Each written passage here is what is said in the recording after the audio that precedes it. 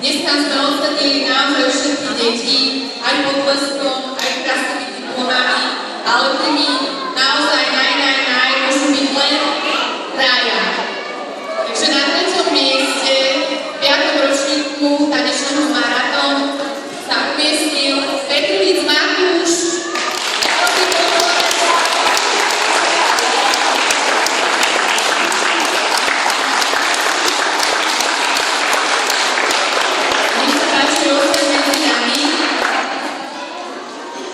Druhé miesto, už tu začíname trošku teplejšie, alebo je niekomu zima, detská, čo?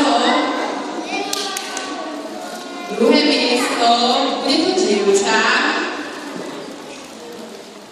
A je to Petrovo Sára.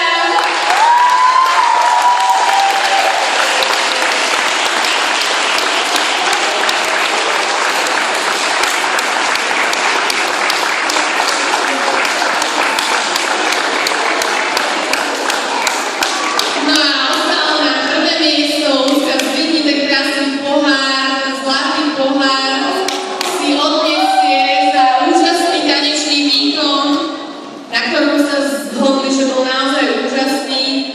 Všetky lektorky, až celá porota, ktorá vás dnes tam hodnotila. A toto ocenenie získava tanečníčka, čiže dievča to bude. Skúste typovať. Ema? No, nejaká Ema. Koľko tu je